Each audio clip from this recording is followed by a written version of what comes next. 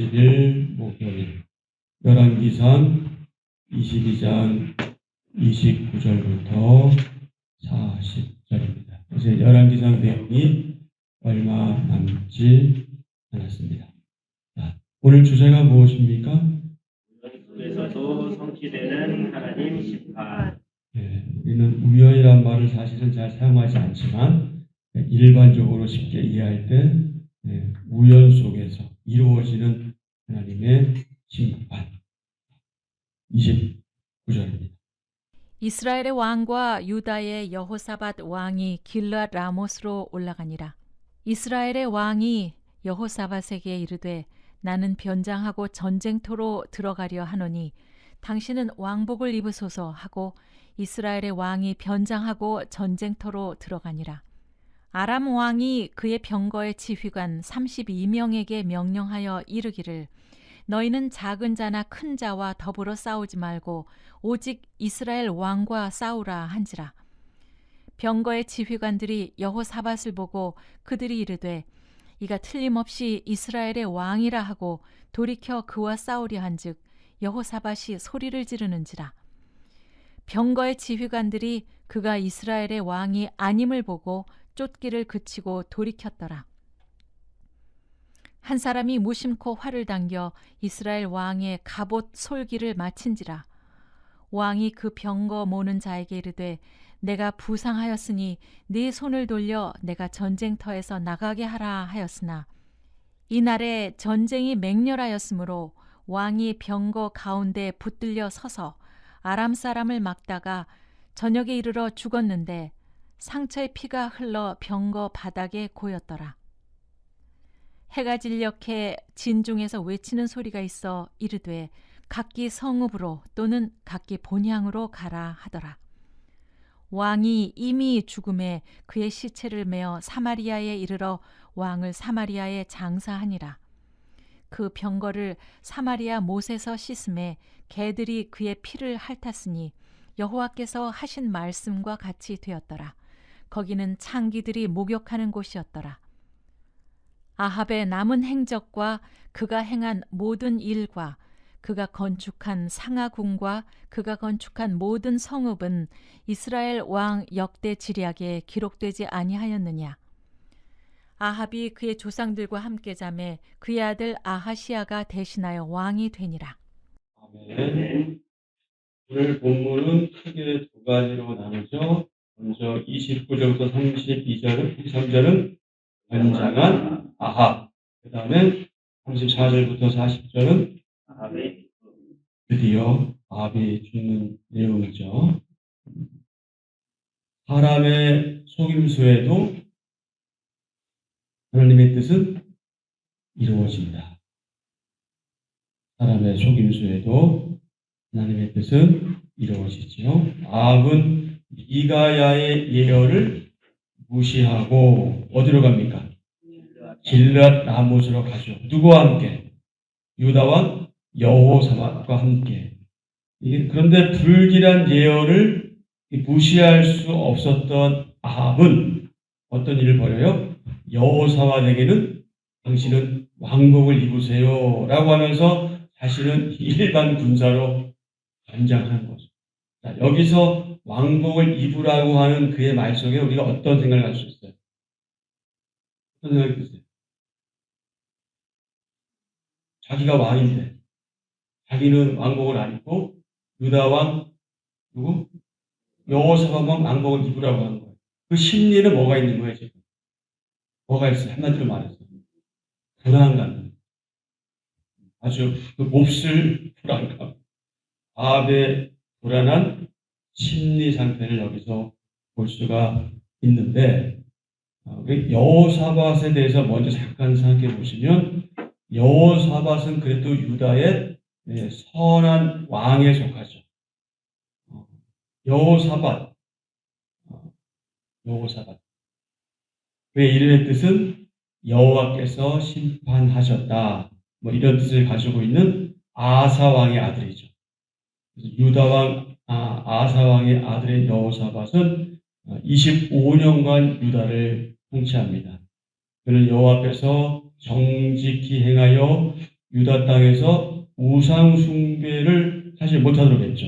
남색하는 자들을 쫓아냈죠. 제사장 레위인들을 파송해서 백성들에게 율법을, 하나님의 말씀을 가르치게 했죠. 그런데 그렇게 잘했는데 여호사밧의 잘못 실수가 뭐예요? 자기의 아들과 아합의 딸과 결혼을 시켜서 어떤 관계? 사돈 관계를. 이게 여호사밧의 아주 큰 잘못이죠. 그러면서 아합과 함께 길앗 라못 전투에 나가죠. 그죠? 그래서 유다를 타락하게 하는 빌미를 제공합니다. 왜? 아달랴가 누구의 딸이니까? 아합과 이세벨의 딸이니까. 그러니까 이제 유다 왕은 누굴 통해 낳는 거예요? 여호사밧 이후에. 이 아달랴 통해서 낳는 거예요. 아합의 딸을 통해서. 그러면 어떻게 되겠습니까? 유다가 건전하겠어요? 타락의 늪으로 빠지는 거죠.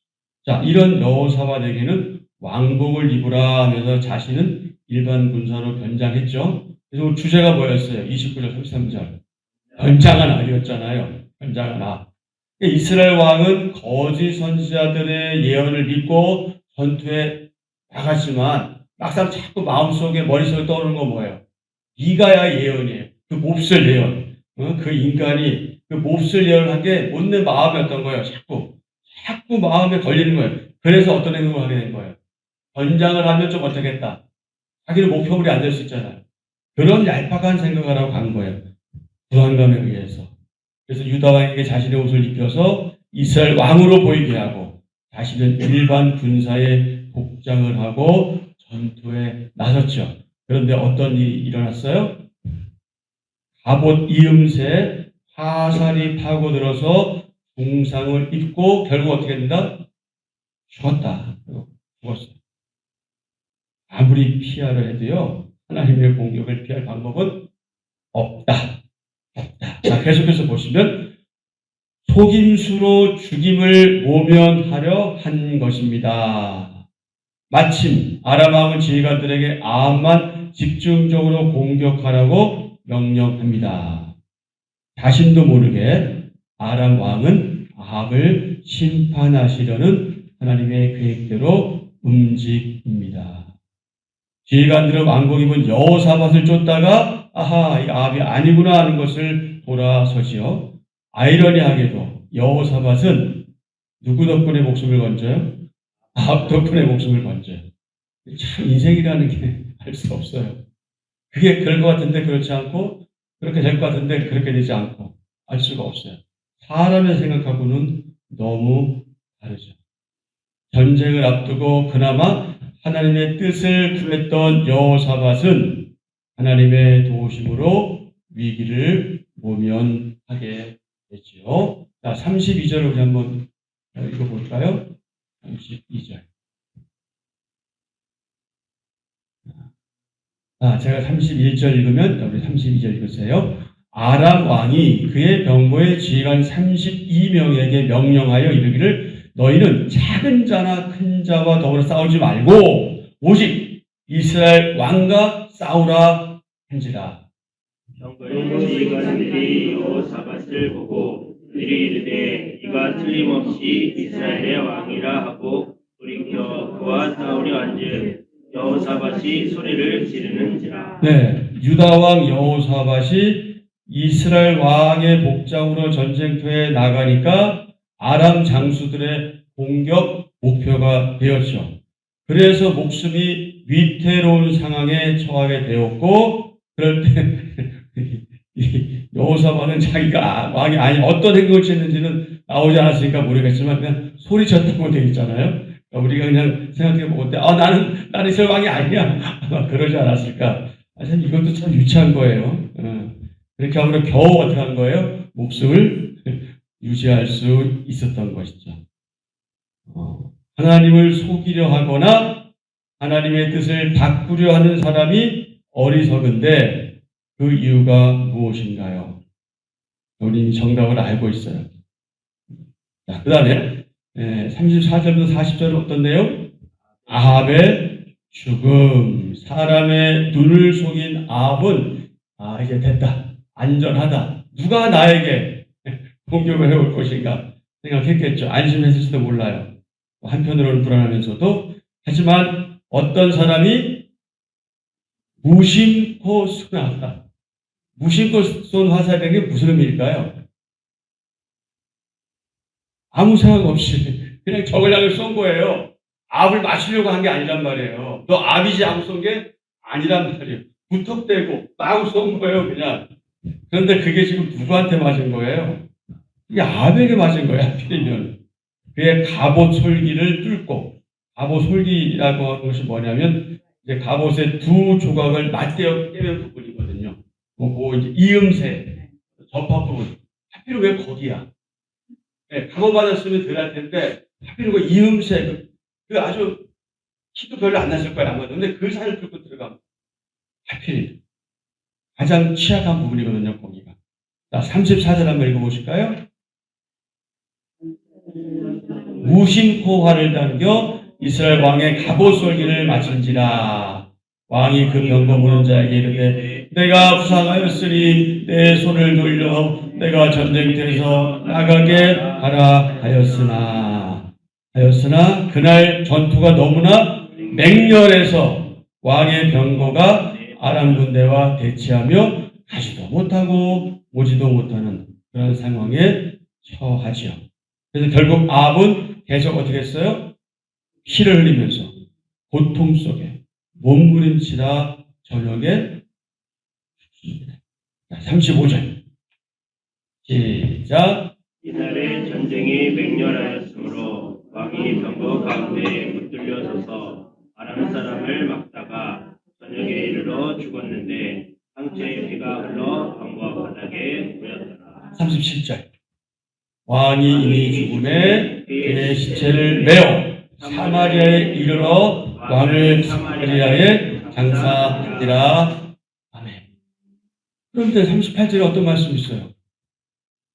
그 병거를 사마리아 못에서 시침해 개들이 그의 피를 핥았으니, 그 다음 중요해요.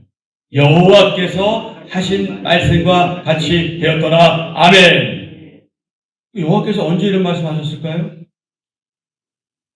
아합의 죽음에 대해서 언제 말씀하셨어요? 말하자면 언제 예언하셨어요? 19절이에요. 21장 19절.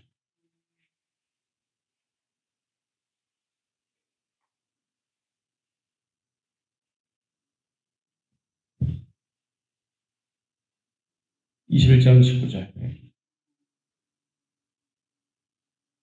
너는 그에게 말하여 이르기를 여호와의 말씀이 내가 죽이고 또 빼앗았느냐고 하셨다 하고, 또 그에게 이르기를 여호와의 말씀이 개들이 나봇의 피를 핥은 곳에서 개들이 내 피 곧 내 몸의 피도 핥으리라 하였다 하라. 아멘.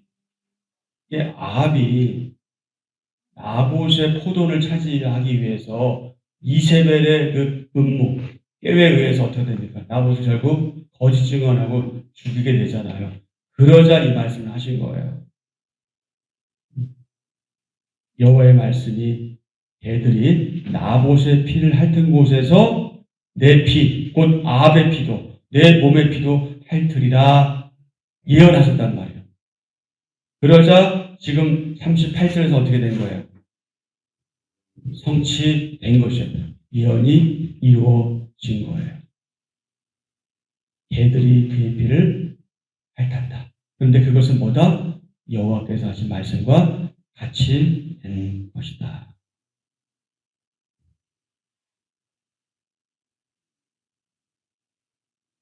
사람의 눈으로 볼 때, 사람의 관점으로는 굉장히 우연히, 어떻게 어쩌다 우연히 그렇게 아합이 비참한 죽음에 이르게 된 거 아닌가? 이렇게 생각할 수 있잖아요. 우연히 그렇게 된 거야 라고 생각할 수 있지만, 우연이라는 것은 없다. 우연은 없습니다. 믿는 사람들은 우연이라는 말을 하지 않아요. 하나님의 섭리라고 말하죠. 하나님의 관점에서는 그 부분 천천히 읽어보십니다. 하나님의 관점에서는 미가야를 통해 주신 마지막 경고를 무시하고 하나님의 눈을 속이려 했던 어리석은 인간에게 내려진 엄중한 심판의 결과입니다. 하나님의 눈은 속일 수 없고 하나님의 심판은 피할 수 없습니다. 아멘. 자, 39절, 40절은 어떤 내용입니까? 아합의 행적과 건축이죠. 아합 왕은 화려한 상하궁을 세웠어요. 그리고 성읍들을 요새화했지요. 이제 상하궁은 그 당시 비싼 수입품이거든요. 지금도 싸진 않지만 상하로 장식한 궁인데 오므리 왕조 때 건축된 이 많은 요새들이 있는데 이 요새들은 그 국제 무역로를 통제할 수 있는 위치에 있었고요. 군사적으로 매우 중요한 요충지였습니다. 아합이 죽은 후에 그의 아들 누가? 아하시아가 왕위를 계승하는데 여기서 재밌는 게 뭐냐? 아하시아의 이름의 뜻이에요. 아하시아의 이름의 뜻이 무엇이냐면 아합과 이세벨이 지을 수 있는 이름이 아니에요. 아하시아라는 이름을. 하나님의 소유예요. 이게 참 이상한 거예요. 아합으로서는 지을 수 없는 이름인데 자기 아들의 이름을 아하시아라고 줬단 말이죠. 그 뜻이 뭐라고요? 하나님의 소유, 여호와의 소유. 아합과 이세벨은 바알 숭배했잖아요. 그런데 아들의 이름을 뭐라고 줬다고요? 여호와의 소유라고 줬어요. 참 알 수 없는 일이죠. 왕궁에서는 그 당시 여러 신들을 섬기는 게 일상적인 일이었어요. 특히 그 이스라엘에 있어서 아합은 더했죠. 바알도 섬기고 하나님도 섬기는 그런 사람이었죠. 그러나 하나님이 원하시는 신앙은 이런 신앙이 아니다. 하나님이 원하시는 신앙은 어떤 신앙이다? 유일신 신앙이다. 오직 하나님은 한 분이신 하나님. 그 유일신 신앙. 여호와 하나님만 바라고 섬기며 하나님의 백성으로 굳게 서기를 바라신다. 유일신 신앙. 그래서 오늘 우리도 유일신 신앙으로 가야 하고 순간순간 우리가 하나님을 믿는 데 있어서 선택해야 될 때 어떤 선택을 해야 되는지 이 말씀을 참고로 하시면 참 좋겠다. 자, 우리 18장으로 한번 내려가 보시죠. 18장 21절. 엘리야와 바알 선지자들의 그 전투에서 갈멜산 전투에서 나온 그런 배경에서 나온 엘리야가 이스라엘 백성을 향해서 하는 말이죠. 18장 21절. 너희가 어느 때까지 둘 사이에서 누구 사이에서 하나님과 바알신 사이에서 머뭇하려느냐? 여호와가 만일 하나님이면 그를 따르고 바알이 만일 하나님이면 그를 따를지니라. 예. 근데 백성은 어떻게 했어요? 한마디 대답하지 않아요. 여호와를 따르겠습니다 하든지 아니면 바알을 따르겠다 하든지 해야 되는데 말하지 못해요. 왜 말하지 못할까요? 선택 못하는 거죠. 결정을 못하는 거죠. 너무 그 바알 신앙에 젖어 있다 보니 꼭 바알 신앙을 저버리고 하나님 믿는다고 했다가 혹시 그 당시 왕이 아합이니까 어떤 일이 벌일지 모르잖아요. 그러니까 여기서 이거다 저거다 얘기 못하는 거예요. 어쩌면 이게 오늘 우리의 신앙일지도 모릅니다.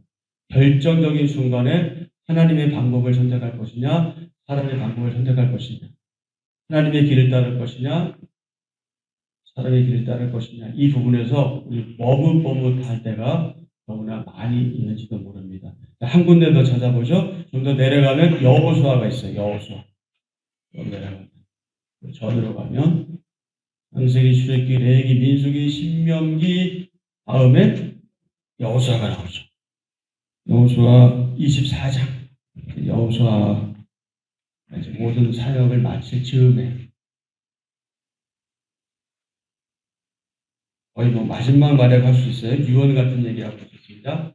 24장 14절 15절. 제가 14절 읽으면 여러분이 15절 읽으세요. 여호수아 24장 14절 15절.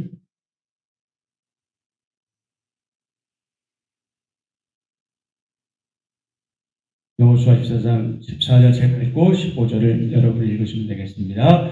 그러므로 이제는 여호와를 경외하며 온전함과 진실함으로 그를 섬기라. 너희의 조상들이 강 저쪽과 애굽에서 섬기던 신들을 치워버리고 여호와만 섬기라. 만일 여호와를 섬기는 것이 너희에게 좋지 않게 보이거든 너희 조상들이 강 저쪽에서 섬기던 신들이든지 또는 너희가 거주하는 땅에 있는 아모리 족속의 신들이든지 너희가 섬길 자를 오늘 택하라. 오직 나와 내 집은 여호와를 섬기겠노라 하니. 아멘. 네. 아멘. 오직 나와 내 집은 여호와를 섬기노라. 아멘. 자, 오늘의 교훈입니다. 하나님의 무섭고 두려운 심판을 피하기 위해서는 영적으로 깨어 있어야 하고 그분의 기준, 그분의 명령, 그분의 말씀에 따라 순종하며 살아야 하겠다. 하나님의 사람, 그리스도인, 인격적 성전, 교회, 성도 가운데서도 말씀을 통해 성령님이 알려주시는 방향과 반대 방향으로 달려가는 매우 위험한 분들이 있어요. 세례도 받았고 직분도 맡았는데도 불구하고 하나님이 알려준 방향하고 다른 방향으로 가는 그런 분들이 있다. 우리는 하나님께 받을 마지막 평가에 대해서 항상 생각하며 살아야 합니다. 자, 메모하시겠어요? 자, 1. 영적으로 거꾸로 가는 영적 역주행은 매우 위험하다. 영적으로 거꾸로 가는 영적 역주행은 매우 위험하다. 29절을 통해서 알 수 있는 내용입니다. 이건 적지 마세요. 그러므로 이런 일이 없도록 영적 역주행의 위험을 경계해야 하겠다. 여러분, 자동차가 역주행은 어떻게 됩니까? 그죠? 영적으로 역주행하면 매우 위험하다. 이건 뭐 아무리 강조해도 지나치지 않죠. 두 번째, 적으세요. 인간의 지혜와 꾀와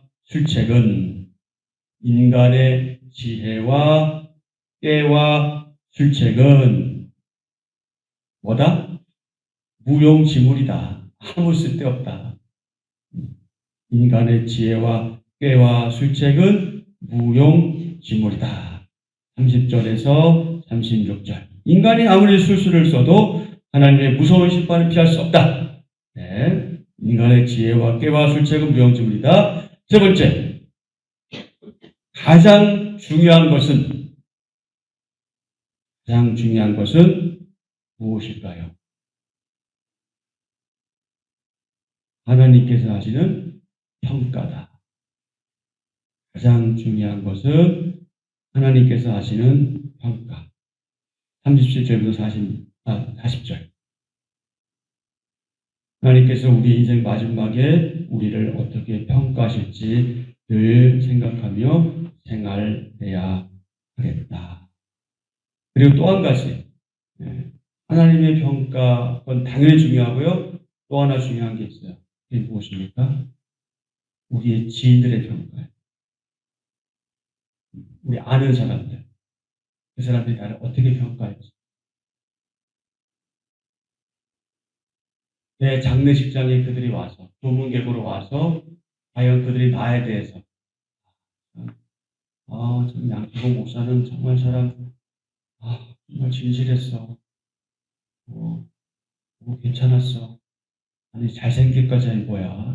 참이라면서 이런 얘기를 들으실 건지 아니면 저 사람 말만 앞서고 앞에서는 친절한 척하고 그런데 뒤에 가서 얼마나 사람이 냉정하고 그런지 아유 생긴 것도 그렇게 생겨가지고 이런 평가를 받을 것이 생긴 거 얘기는 그건 중요한 건 아닌데 어떤 평가를 받을 것인지 정말 중요합니다. 내가 먼저 남편보다 죽었을 때 남편이 나를 어떻게 평가했지? 또 남편이 죽었을 때 아내가 나를 어떻게 평가했지? 자녀들이 나를 어떻게 평가했지? 나를 아는 사람들이 어떻게 평가할지에 대해서 그것 때문에 널 피곤하고 나 어떡하지? 이러라는 의미가 아니고 그 생각을 하면은 좀 우리의 삶이 어떻게 되겠어요? 조심할 걸 조심하게 되고 좀 너그러워지겠고 여유로워지겠죠. 필요하다. 그런데 이것보다 더 무서운 게 뭐라는 거예요? 하나님 옆으로 하나님 우리를 어떻게 평가하실까? 그걸 늘 생각하며 살아가면 좋겠다. 자, 정리합니다. 하나님의 심판을 피하기 위한 영적 역주행은 뭐하다? 매우 위험하다. 아무리 변장해도 결코 하나님의 눈을 피할 수 없다. 하나님은 우리가 세상에 세운 업적이 아니라 우리가 여기서 무엇을 남겼느냐가 아니라 말씀에 얼마나 순종했는가 하는 기준으로 우리를 뭐 하신다? 평가하신다. 자, 오늘 열왕기상 22장 34절, 35절 한 절 묵상입니다. 천천히 시작. 사람의 계획은 완전하지 않습니다. 아합은 변장으로 생명을 보존하려 합니다. 그러나 무심코 쏜 화살에 맞아 결국 죽음을 맞이합니다. 무심코라는 말은 목표 없이 활을 쏘았다는 뜻입니다. 하나님의 섭리가 아합의 계획을 무력하게 한 것입니다. 하나님이 정하신 뜻이라면 철통 같은 갑옷과 변장도 소용없습니다. 그래서 하나님의 뜻 앞에 필요한 자세는 내려놓음입니다. 내 것을 내려놓고 하나님의 것을 붙드는 것이 바른 신앙입니다. 아멘. 오늘의 기도 함께 하겠습니다. 하나님, 세상에서 일어나는 모든 일은 우연이 아니라 창세전에 하나님이 정하신 계획임을 믿습니다. 제 뜻대로 된다고 교만하거나 제 뜻대로 안 된다고 절망하지 않게 하시고 모든 일이 하나님 손에 달렸음을 신뢰하며 제게 주어진 시간을 하나님을 위해 사용하게 하소서. 예수님의 이름으로 기도합니다. 아멘. 오늘 하루도 하나님의 판단, 하나님의 평가, 그것에 대해서 묵상하시면서 어찌하든지 하나님의 살아나기 위해서 애쓰고 몸부림치고 수고하시는 저와 여러분 되기를 축복합니다. 우리가 늘 하던 기도 제목과 여러분이 드리고 싶은